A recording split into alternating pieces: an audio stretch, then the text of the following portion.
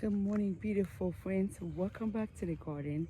Yesterday, I went and fixed the hydrangeas section here, and I did have four hydrangea tree die.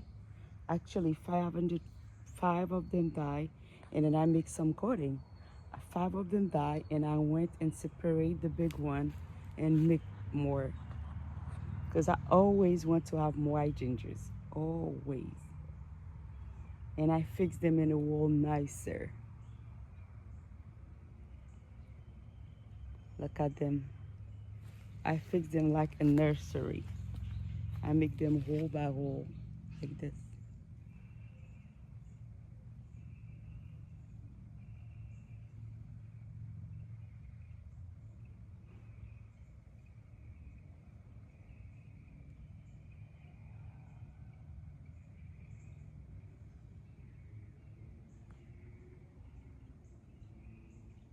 It's beautiful. Those are the one I make from cording. Not cording, I separate them.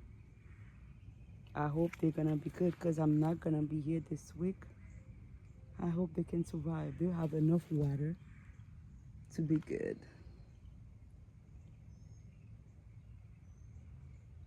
They really have enough. Oh, they are beautiful.